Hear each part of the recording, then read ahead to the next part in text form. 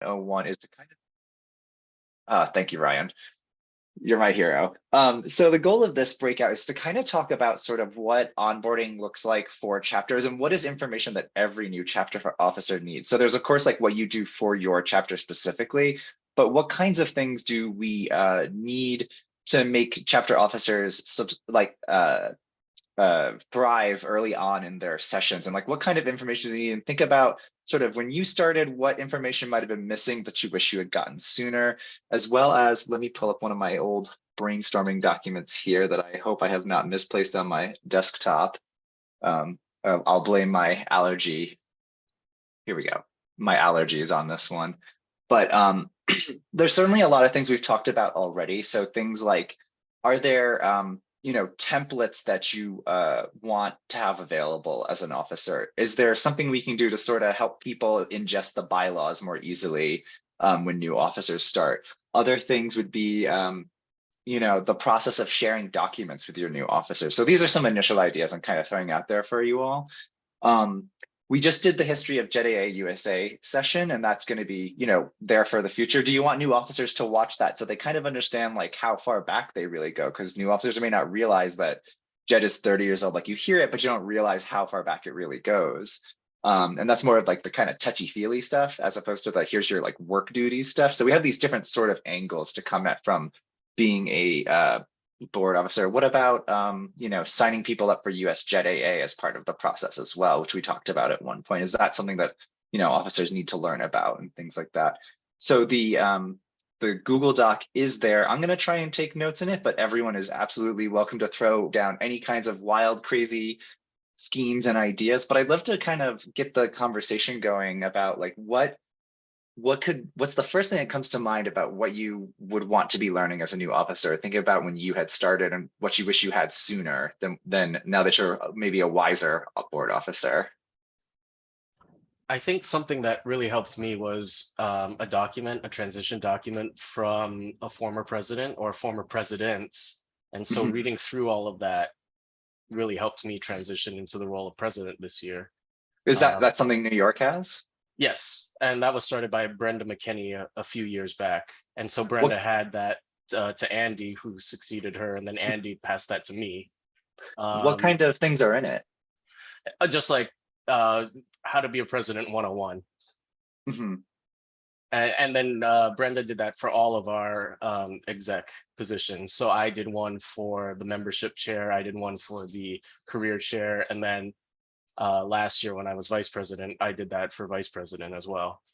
And it's just a running document of what all the other presidents had done in the past. So that's why I got Brenda's and Andy's take on how to become a president. It also mentioned you in there too.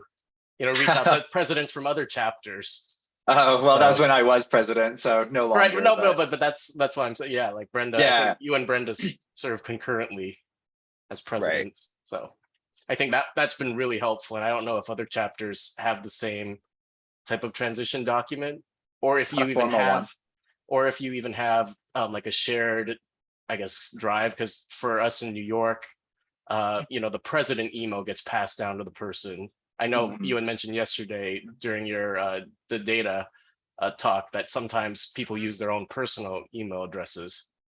So I think, having that as the first document that I saw as president of JETAA was really helpful.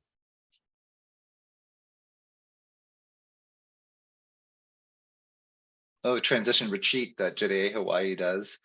And of course, I can absolutely make the pitch for, filling out the chapter information form on that, that I posted about before. The other thing I was thinking too is that I suspect that, one of the things that country reps are obligated to do is sort of help with the coordination of multiple chapter officers across borders and things like that. So one thing that's sort of, I haven't posted it much online, but have any of you done much work where like time zones were a big deal in terms of like an online event or something like that?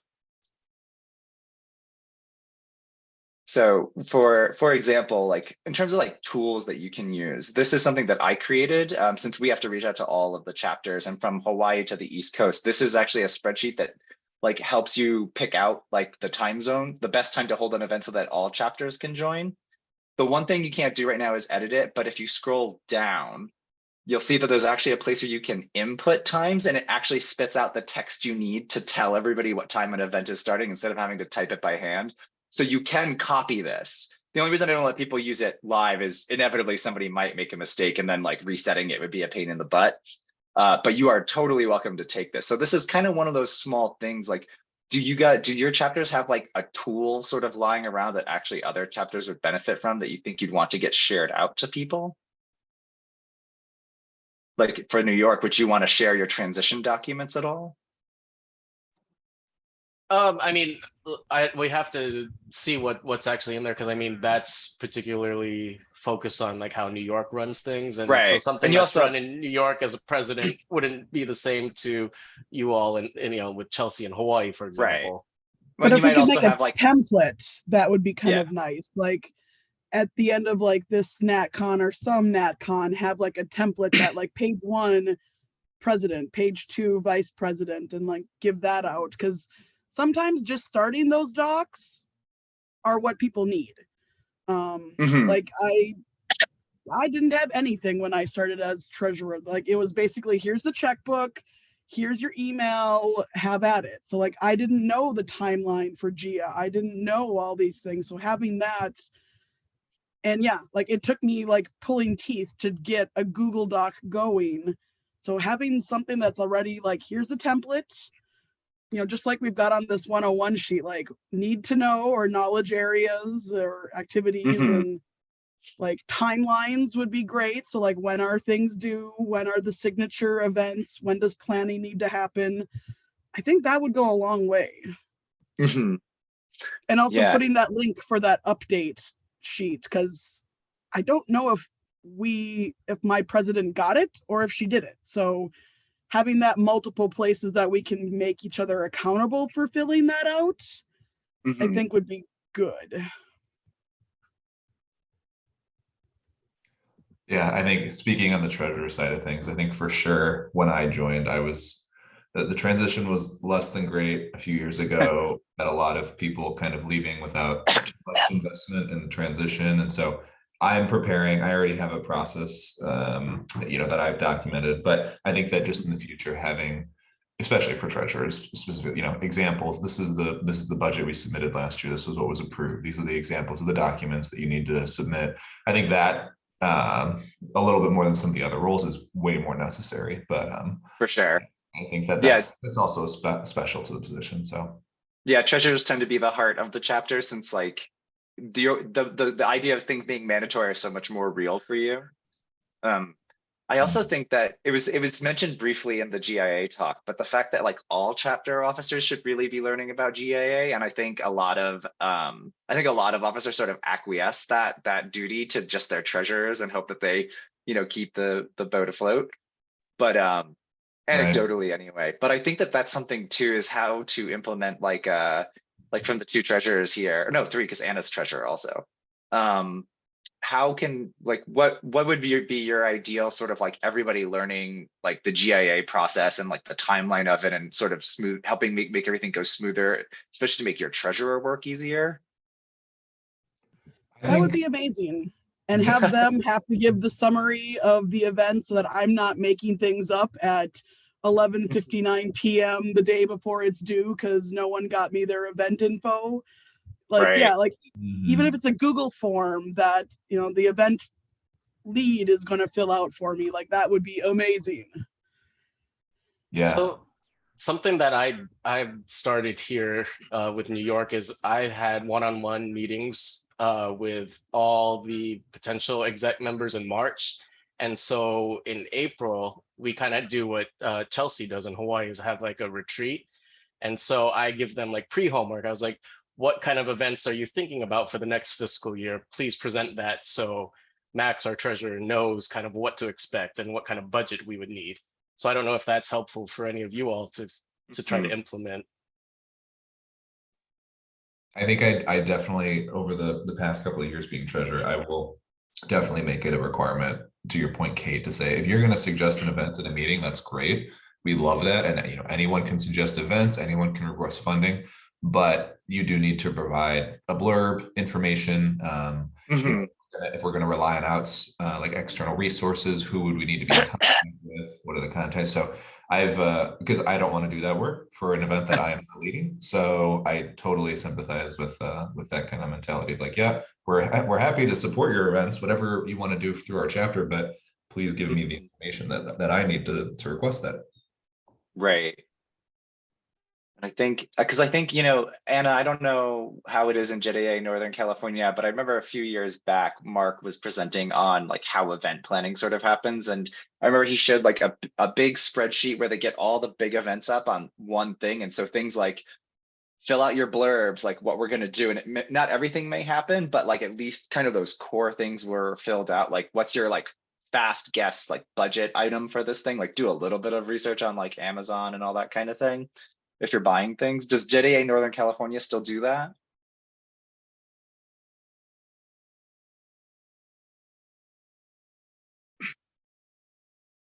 Not anymore, she says in the chat. But yeah, we used to do a chapter retreat, at least back when I was president and secretary, where we kind of like wrote down all of our big budgets, our big events for the year. I was curious too, do you all keep a list of contacts? Like some spreadsheet of like important people in your region, stuff like that. So my chapter just had an issue with one of the third parties that they worked with, where the consulate was also working with them. They didn't cash a check that JETAA Rocky Mountain paid for like $2,000 and I think maybe sake, and the sake people never cashed it, and so the consulate was like freaking out a little bit over the funds not having been spent. So luckily it turned out that I knew the person they needed to contact. So they sort of were able to come back to me and ask, but I actually found their own contact spreadsheet that I had made in their drive, but they hadn't known about it. So maybe I need to go back and re-onboard my people.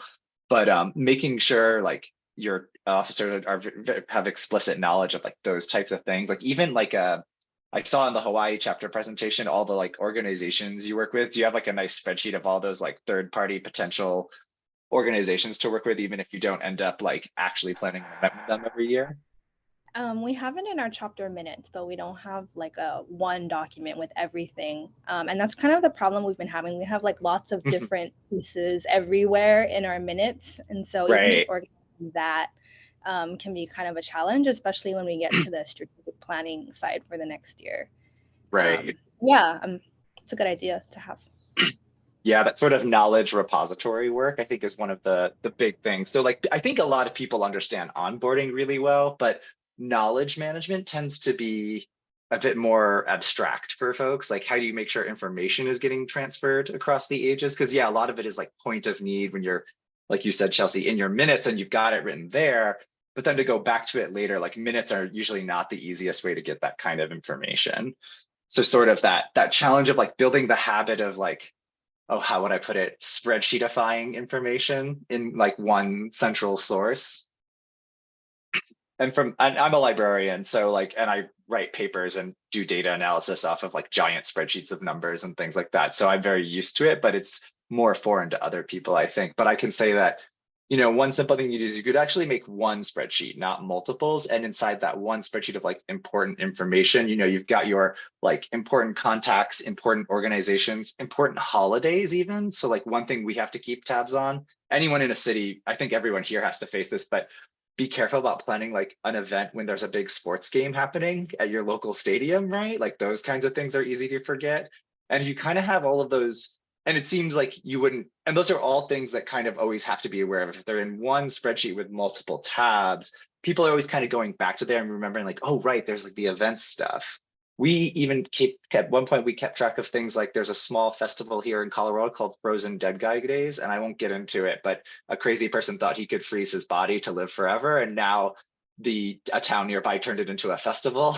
So, but we actually like think of those little things so that we can plan an event to like invite people out to go to it. Even though it's not Japan related, it's something that like brings alumni together and usually doesn't cost us anything. So that's like a really good way to employ like knowledge management techniques is, local events, festivals, which gets trickier as you move away from the chapter center, right? You're in Kansas City, it's one thing, but then as you move to like rural Missouri or the Dakotas, right? It's less known what's going on out there unless you have a really like active JET who wants to like contribute to that knowledge base.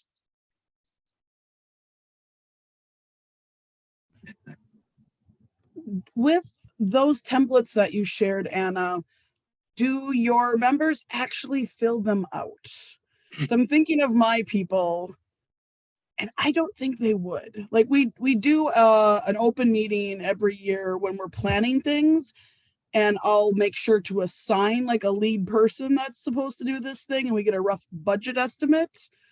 But I don't know if they would, yeah, I don't know. How do you incentivize them to fill out the form? I want to know. Sometimes, yeah, it's probably one of those hit and miss. Like I know maybe one of my 4 events people would actually do that.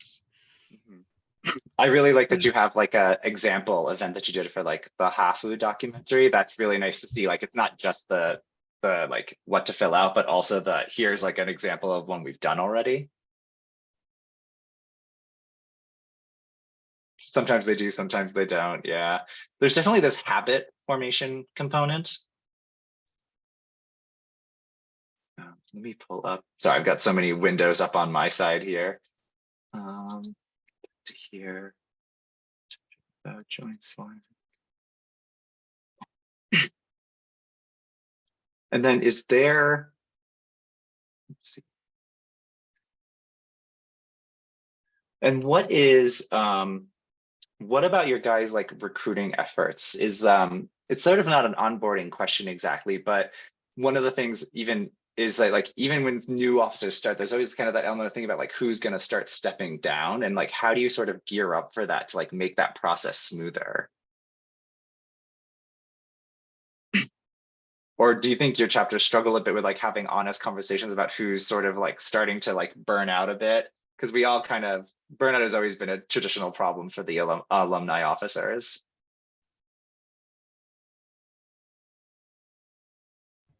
I think yeah, that's something that we're, oh, go ahead. Go ahead, Blair, you go for it. Okay, yeah, that's something that we're definitely struggling with in Heartland, is we have a couple officers that have been around the block for a while and are ready to move on to other things, but just finding who will replace them is something that we're still trying to figure out. Yeah, and I think similarly, the Minnesota group is quite similar. Like I've forced the conversation again. Like I'm the one again pulling teeth, like, all right, let's have an honest conversation. How are we feeling? Because like when your membership coordinator isn't even giving you a link, like that's their one job, and they're not even doing that. I think it's time to be like, all right, how are you doing? I think it's just having those conversations and starting that is needed. It's hard, but yeah. Yeah, and I think that offboarding is actually the other side of onboarding, because you have to have a successful offboarding to do successful onboarding too. And so like in my case, when I was leaving my chapter, I sort of did it well, and I let them know well in advance that I was kind of wrapping up, but that I would be sticking around. And so by sort of having the rare moment of emotional intelligence to like depart from the chapter in a wind down sort of fashion, I've been able to sort of be there in the background for them. I actually still have full access to our chapter drive because they do trust me with it. And that's something that that's something you can talk about as a chapter, because I think it's a chapter by chapter decision. But they've left me with access to the drive. So again, sometimes when they ask, I'm like, oh, that's definitely in the drive. And I was secretary for 8 years, so I know like all of the files and documentation, like it's a map. So I just search it and pull up the thing that they needed. So it's worth considering if you can have that relationship with like an alumni stepping down and just ask them to sort of be available to field questions. And it's maybe something to be more intentional about as opposed to, because I think a lot of people, even though they may leave suddenly or be ready to go, they sort of, I think everyone enjoys knowing that they have something to contribute in a small way, even if it's just a simple question.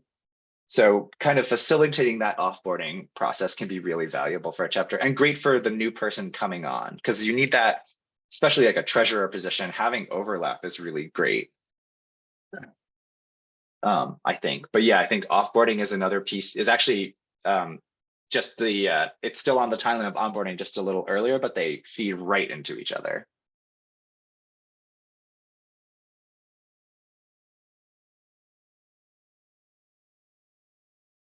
And then I guess one of the questions is, how has your transition of emails gone? I know one chapter that has had a 2-year, I won't name them, but they've had a 2-year nightmare of trying to transition emails. And I was just curious, how do your email account transitions go in your chapters? Oh, and Blair asked if I had a specific replacement. I actually did find somebody who was willing to do it. So I was actually able to step down earlier. And I did get a 5-minute alert 3 minutes ago from Blair. So we'll be a different Blair than Blair Lacey. But so we'll be wrapping up in 2 minutes. But I've got your notes and things like that in this recording as well. But I did want to ask about the email transitions. How have you guys done it? Like see, Tyler says it's been pretty simple. I'd actually be curious. For someone who's done it well, I'd love to know how you do it. That's the model we'd want to have. We have all account emails. So like the officer emails just get passed on from the old officers to the new officers. They have the drive access with that email account. So it's very easy to just say, here's the treasurer email here, you can kind of pick up where I am on a few items, but also like the biggest thing is having access to the drive and having all of that information for sharing. Is Chicago using Google Workspace? So like each of you is that your setup? Yes. Yeah. And actually, I think I'm trying to remember, you guys might know this. I think recently, didn't Google Workspace just start charging for like multiple? Yes. Okay. Megan knows about that. Nonprofit. Yes. No, they started. Oh, right. If you're a true 501(c)(3) nonprofit, right? Yeah. Yeah. We got grandfathered in or whatever. So yeah. Right. Nonprofit, we don't have to pay. Tyler, is Chicago dealing with that? We were. I can't remember exactly. I was talking to Gabe about this. I think technically we are able to, because you have to like put a disclaimer, right, Kate, where you like disclaim and you say like, I'm using this for non-business purposes, I think, and then you just and then it'll give you 2 for free. Oh, interesting. You should share that out to the folks. That would be really useful, I think. Okay. We also had to share our a document that we get from the IRS that proves that we're a nonprofit. So like we had to provide a number as well, I believe, in that form. Like a tax ID number, right? Yeah, tax exempt number or something. Let me go into. I don't know if they check it or not. Yeah, I was gonna say I was working with Gabe on actually like attesting that we are not using this for like commercial purposes or whatever. So let me go back. I might be able to share some resources on the steps we took, or Kate, if you have that handy too. But yeah, we use Google Suite, Google Workspace, whatever you call it. And we've got 5 more minutes till the next thing starts. We're technically in the break zone now. But I did want to put out there, because Chelsea, I saw you had said, so JETAA Hawaii uses one email, like collectively, and that's like where all your drive stuff is too, I'm going to guess. So, this is very nascent and there's a lot of steps that would have to happen, but like, I feel like your chapter might be a really great candidate to talk with US JETAA about like having actual individual emails for all of your officers. Because I double checked and nonprofits get 2,000 emails. So that's more than enough for all the chapter officers across the US. But I know that actually implementing that is complicated because, for example, US JETAA, I don't know what they look like internally in terms of like, does only their executive director, who they're still looking for, like have to go in and like, would have to go in and switch everything out every time your officers change. So you need that guarantee that that's going to happen smoothly for your chapter as well. But so that's why I say it's very possible, but also very nascent, because there has to be an understanding and agreement between like US JETAA fulfilling it, because it wants to fulfill its mission of helping all of us. But you want to know that like someone's going to switch email accounts for the new people in a timely fashion. And then of course the onboarding part of that is that you have to go into the profiles and like change the name. Same with like if your officer, if your predecessor is like joined the JETAA USA Slack, you might find out that if you logged into Slack with that, you would find that the previous person's name is on Slack because the account already exists for you. So stuff like that is a thing. And certainly, I think even JETAA USA, we have a spreadsheet of all the services used, and we have 30 different accounts across 30 different services like Canva, Calendly, Linktree, all that stuff. So it's a fairly chaotic thing. And then we have to go through and reset all the passwords for all of those when the CRs switch out.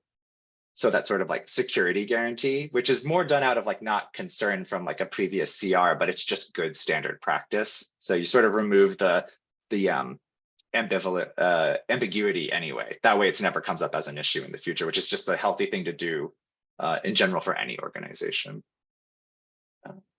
Yeah, for Slack personal emails. Okay, so we've got 3 more minutes till the next session. So I'm gonna start shutting the room down. But thanks so much for coming and just brainstorming and throwing out crazy ideas onto the paper. And hopefully we can do something that maybe start a mini document. And I see a cute doggy in the background. But thanks again, guys, and I will see you all shortly in the next session. And thanks for bearing with my lowering energy and maybe not so lucid intelligence.